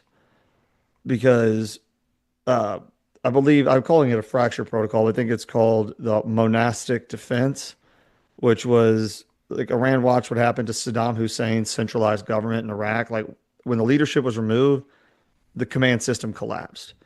Organized military resistance fell apart quickly, and they surrendered very quickly. And Iran wanted to build a structure to avoid that.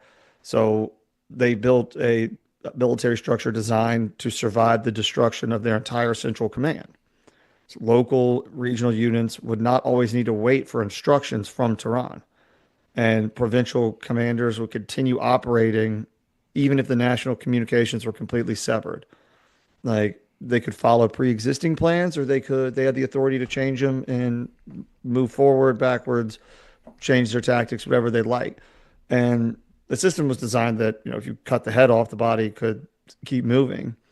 And militarily, it makes sense, but diplomatically, it creates a nightmare both for us and them, even like the ones who are trying to get peace, because the same structure that allows the military to keep fighting after their supreme leader is taken out, it makes the remaining leadership doesn't have any way to get in touch with them or even know what they're doing. And that was always going to be a danger with those peace talks. Not that they were pointless, because they were really important and necessary. Like stopping the wider war was very necessary. Trying to get on the same page with establishing the shipping rules through the straits.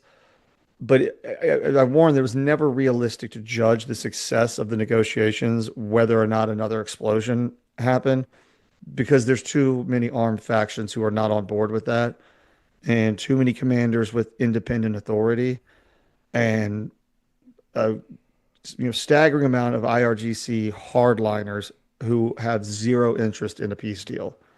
And like to many in power, we look at this as though it's a conventional war where you sit down, the war's over, everybody stands down, lays the weapons. That it doesn't work like that now. And also we have to define what a win is differently. Like we think about signing of the Japan, unconditional surrender on the battleship and the handing over of swords and all of this stuff as like that's how you gauge victory or a win, or signing at Appomattox courthouse and those things like that. But it functions differently. It's a negotiated peace with a lot of caveats and political posturing. And so I just don't think we need to judge and the thing I said before also is that they've been doing this forever, like a rocket here, rocket there. And we would write a strongly worded letter condemning the action. They might stop the next day, and it was always there. Now they do it. You can actually bomb them without opening up the floodgates because those were already opened up a while ago.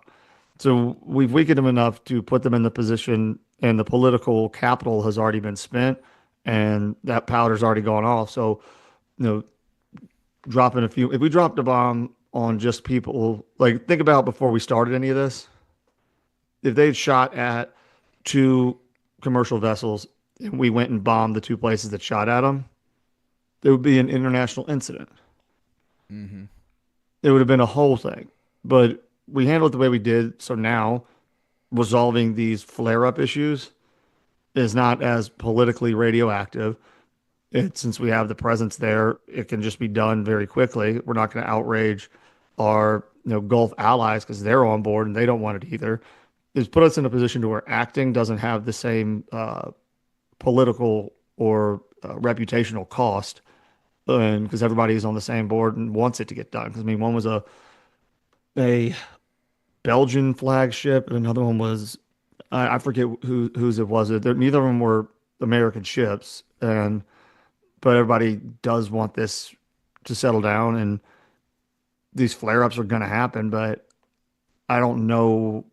I think it's going to have to be the Gulf nations to step in and do the infrastructure and really start to get it going, because their leadership doesn't seem like they can get anybody to do anything. No. And it's not a waste of time to try to talk through, but at some point we have to recognize that if you're talking to the wrong person, or the person you're talking to, like if you're trying to buy something or sell, and someone's trying to tell you that they have so much wiggle room, or they can pull this off, or they can get it done, when you know good and well that they are not nearly high enough up in the organization to make that deal on behalf of the organization, you recognize that they're kind of talking out of their butt, and maybe it's worth making a phone call to somebody else or handling it a different way. But I just don't think anybody that's attached to the regime is going to be someone that you're going to be able to negotiate with. I would like to know more about what their original plan was to put Ahmadinejad back in charge. Apparently that was Israel's plan. Apparently it was part of the U.S.'s plan, but nobody really knows where he's at. There was reports that he got killed in an airstrike early in the conflict. That turned out not to be true. So the Shah's son. That could be a possible plan. He's been, Jeb, I don't know if you know this, he's been doing a radio show over there for years. Oh yeah, it goes across the borders, and so it's not. Yeah, he's been a pretty constant, force there. It's obviously not something that we tune into or recognize, but it's not like he, when they were exiled, ran away and didn't think about it. Like for years and years, he's been part of a kind of an underground resistance within Iran against the Ayatollah. So I mean, it's not like he's coming in from the rafters once like the bar fight cleared out and was like, pick me. Like he's been in the trenches the whole time. And there's so many people that do have a bad taste in their mouth about the regime, about the Shahs, because they were more or less U.S. installed, which is why we were friendly with them, why things were good, but they kind of felt as though they were listening far too much to what another country wanted as opposed to what they did, which is why when the Ayatollahs had the revolution, it was basically, this will be for us, not anybody else, and they took that too far. But I don't know where the settling out period is, or when they even have enough control to make that sort of change, because you can say all you want, like you want peace, but if half the people there don't want peace and you can't stop them, I mean, it's not ever going to happen. Yeah. If you've got a bar fight and like it's about to pop off, 3 of your 4 friends finally get their heads about them, and you're like, all right, cool, back.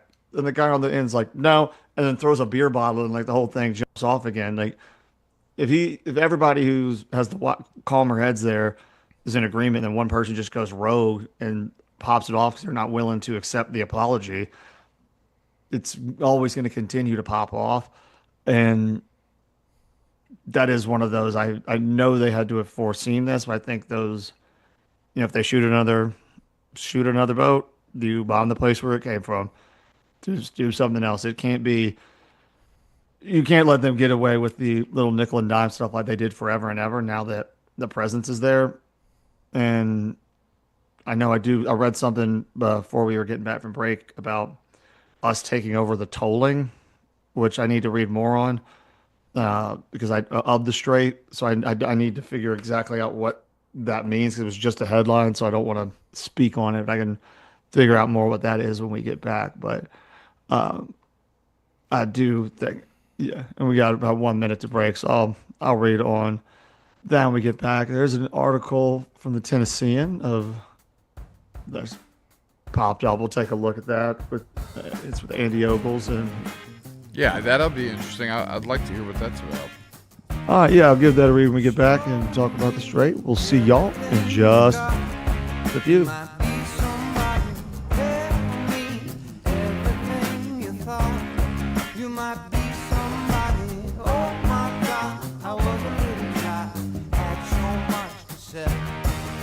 It's up to you what you really want to do. It works out anyway.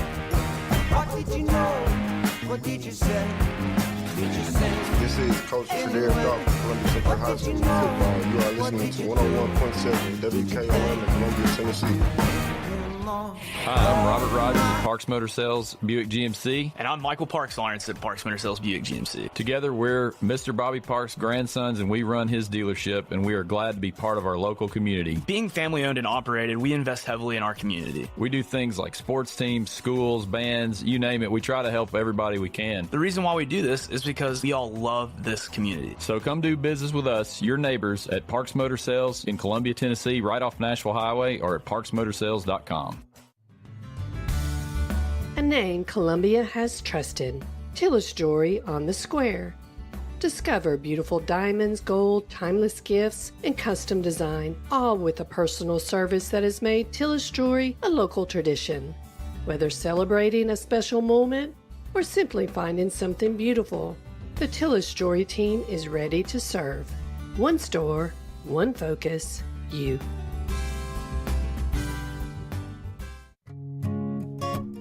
Good news, Columbia. Trips Ace Hardware is now open on Sundays from 12 till 5. Whether you're firing up the grill, working in the yard, or tackling a weekend project, we're here when you need us. Helpful service, quality products, now open 7 days a week. Come see us on Sunday at Trips Ace Hardware at 112 East James Campbell Boulevard, Columbia, Tennessee. Your helpful place. Ace is the place with the helpful hardware, folks. Do you have trees that need trimming or removed? Do you have stumps that you want grounded? A1 Tree Trimming and Removal is a family-owned and operated business local to Columbia and Lewisburg. They also service surrounding Middle Tennessee. We are licensed and insured and provide free estimates. No job is too big, no tree is too small. Give old Luke a call or text Luke at 931-359-3113. Or you can check them out on Facebook and tell A1 Tree Removal that you heard this ad on the radio. If you love America, then you will love A1 Tree Removal. You're not just a homeowner, you're also an ice maker that didn't read the job description owner. Fortunately, you've got heating and cooling built and tested to keep going. American Standard Heating and Air Conditioning, built to a higher standard. Call Davis Heating and Cooling at 931-388-2090 for all your home comfort needs. Davis Heating and Cooling is your local independent American Standard dealer and proudly serves the Murray County area. Find Davis Heating and Cooling online and on Facebook or call today, 388-2090. This is Debbie Matthews with the Nashville Realty Group, and if you've been paying attention, you know the housing market has been tough, but rates are beginning to thaw. So if you're thinking about selling, the time to jump in is getting better every day. But if you're thinking about buying, and those interest rates are still a little bit too high, a good agent knows how to negotiate interest rate buydowns, and I'm a good agent. So call me, Debbie Matthews with Nashville Realty Group, 615-476-3224.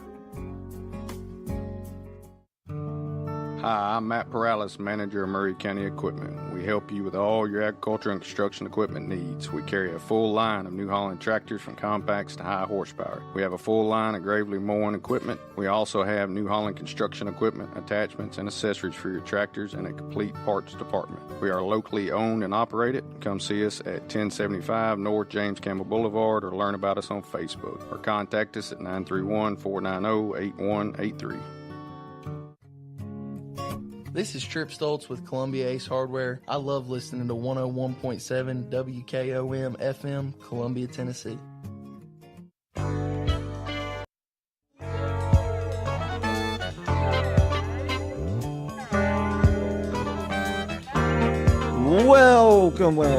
Welcome back into the middle of it. Jeb Hart here with you on this Monday, 13th. Happy to be here. Happy to have Clayton with me. Howdy, Clayton. Good morning. During the break, I was trying to find the article that is profile done today, and I don't have it's behind the paywall for Tennessee, and I was trying to see if I can get it through the Times Free Press here, but see if it was AP wired, but I couldn't track it down, not in the time of the break, but I would. What's the headline? It was. Let's see here. It is Rep. Andy Ogles meets Charlie Hatcher in the Tennessee 5th primary 6 hours ago. State lawmakers incumbent. Yeah, it's about the advantage and the redrawing lines and a few other things that popped up to help. But there's kind of, I don't know if it's interviews with them. It only has the first few paragraphs, but Does it I say would who? like to say, Do they think that the redrawing of the districts helped Ogles or Hatcher? well, Because some would argue that it helps Hatcher. yeah, I mean, it says that about 83% of voters in Tennessee's fifth district were in a different districts when the candidates originally qualified for the August 6th primary ballot.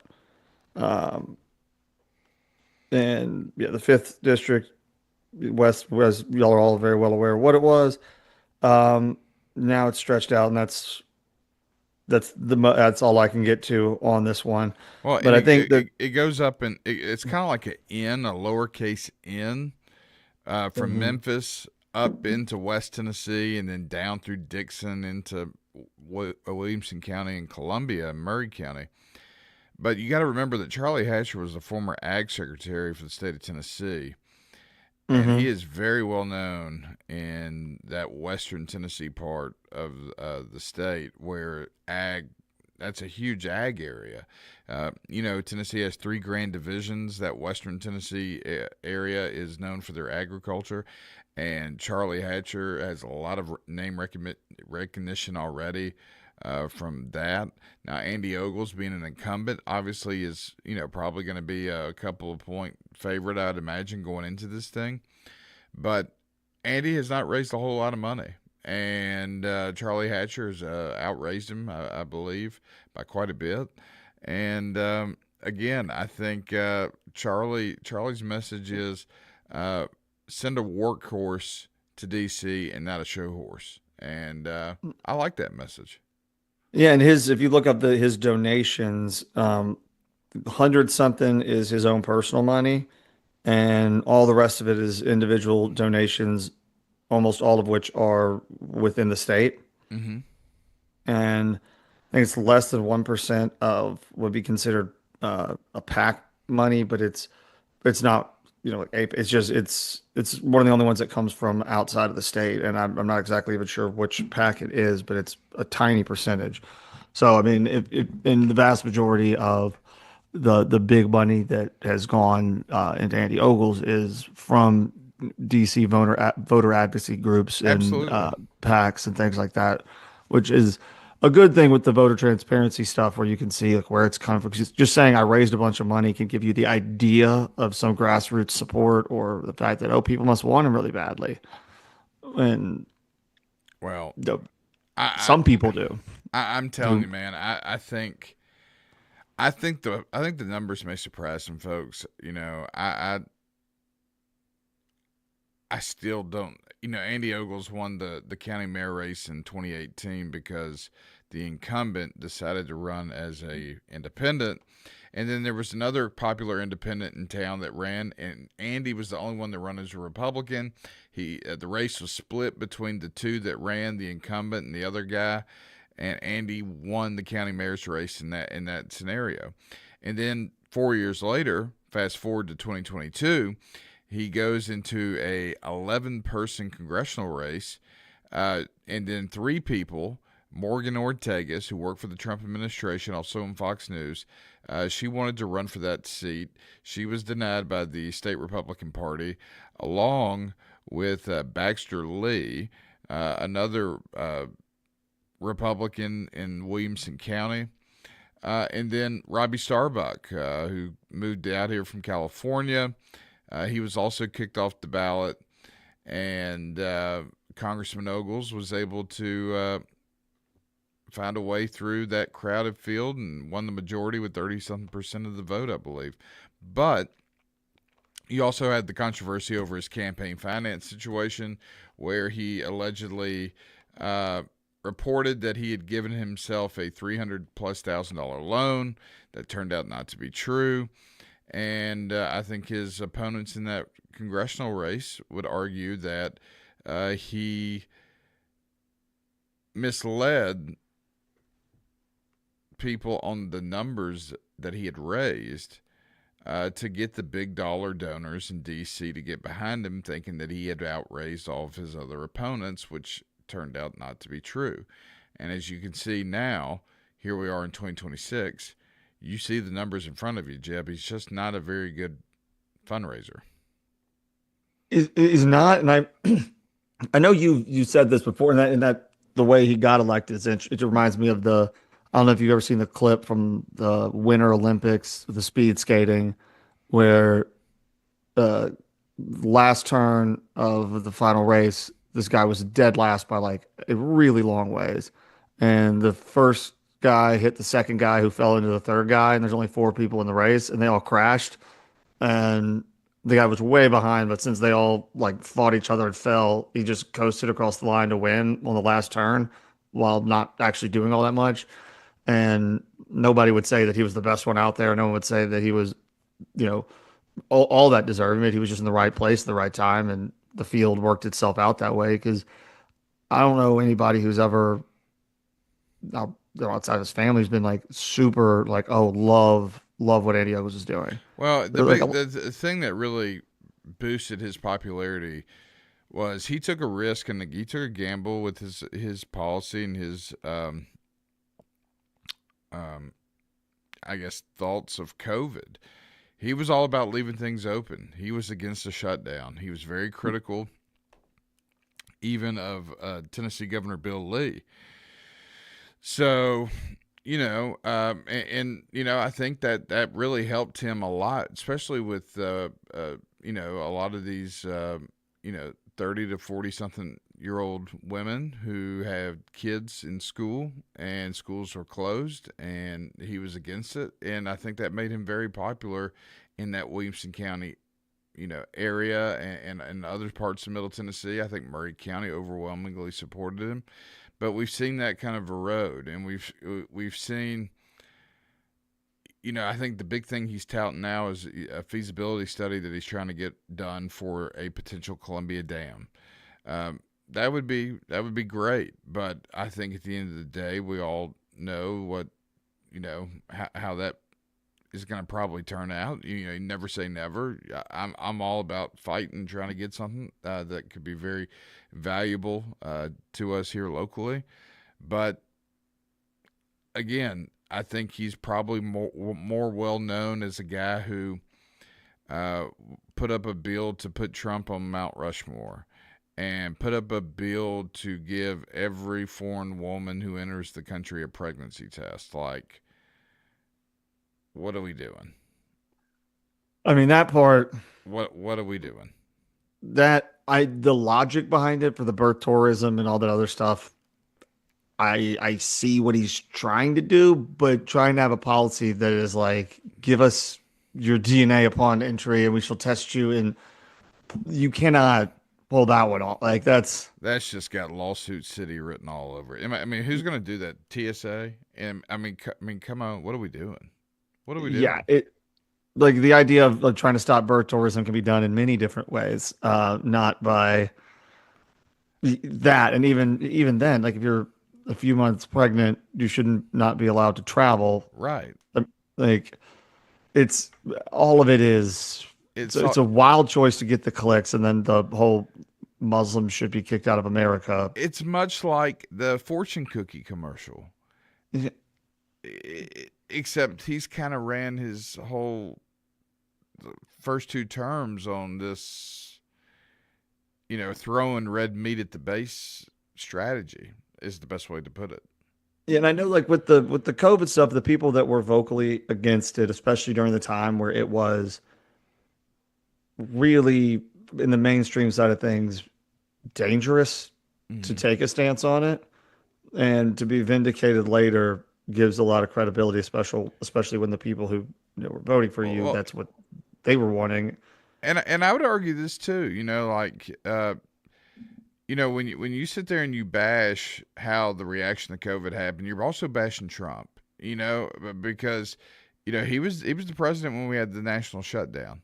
And to his defense, to Trump's defense, nobody really had ever experienced anything like this before. Nobody knew what was happening. And of course, the media made it seem like things were 1,000 times worse than they were. But I mean, people were dying. I mean, there were tons and thousands and thousands and thousands of people who died. But, I've said the same thing about vaccines. You got people that are against the COVID vaccine, but you got to remember, who was it that pushed the vaccine? Who approved Operation Warp Speed? That was done under President Trump. He was the one telling people to go out and get vaccinated. So, you got to call it both ways. Yeah, no, and that is the case. I mean, but also so much of the outrage on a lot of this stuff, or the selective memory, is pretty party affiliated as to how the idea of trying to do Project Warp Speed and all this other stuff.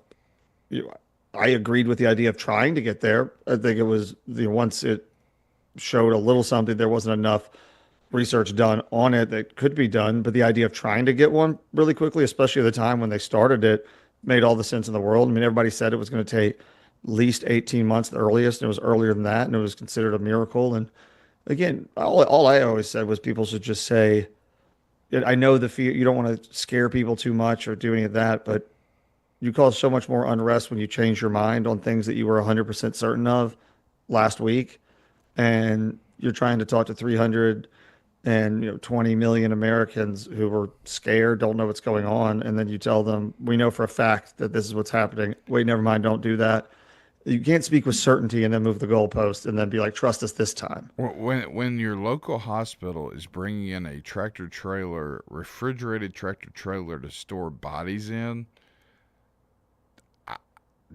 that's scary, man. Like I mean, you and again, none of us, very few of us, ever lived in a time where anything like this ever happened. And it was okay to say this is the best we got right now. Yeah, I mean yeah. And we're scared too. We don't exactly know. This is what we do know. This is what we don't know. And then to have all this stuff come out years later about the whole 6 feet thing was just an arbitrary made up number based off of no scientific evidence. And think about how much that affected our lives. They're like, that just feels right. 6 feet feels right. It's wild. It really is. I think about the SEC football stadiums that year and how you had limited number of fans and they were all spread out because of the 6 feet rule, and meanwhile you see a picture of Dr. Fauci up at a Nationals game sitting next to a couple of people. So I don't know. It was all posturing, hypocrisy, confusing, trying to all the things about, I mean, there's so many faceted layers to it. The presumed cover up of our involvement in the manufacture of it through Eco Health Alliance and all. And again, not that it would even, once it was out, there wasn't a ton that we could do to stop it. They spent so much time trying to just distance themselves from where it came from that took up a lot of, there's a chance that if we help design, we might know better how to fix it and all of that. So maybe it was that PR cover up did cost a lot of lives, but there was just saving face and trying to, the emails that were written and all that stuff that's come out about Fauci recently is concerning. And I know that the pardon that he got near the end there was an auto pen pardon, and many stories about him begging for it. And it was on the very, very last day it came out. And if that don't tell you something, I don't know what does. Well, I mean, what they'll always say is, he did nothing wrong and Trump wants a scapegoat, so he's just going to, illegitimately prosecute him and drive him. He's been through enough. And now that's not it. But it's a decent excuse because he has said he would look into him and prosecute him, because there's a lot of perjury things that were pretty straightforward. Lying to Congress and saying they didn't do gain of function research and then changing the definition of what gain of function means on your website. So you get out of perjury by post facto changing your own definition is a wild move to be able to pull off. But that's a weird time in our lives we all live through, and we're all still catching the ripple effects of it, both in our kids, schools, our society. And so even though it is a while ago, we don't need to relitigate it, but we do need to make sure we always learn from it. And I hope we can do that in a way that's growing, not bringing us back there. But speaking of bringing it back, I'll see y'all tomorrow on the middle of it. I appreciate y'all being here with me. Until then, be careful, be kind, be good. News this hour at Town Hall. I'm Bob Agnew in Washington. Doctors are shining new light on the cause of death for U.S. Senator Lindsey Graham. Preliminary findings from the D.C. Medical Examiner are that Senator Graham died of what's known as aortic dissection. That's a tear in the inner wall of the aorta, related to the hardening of the arteries. An official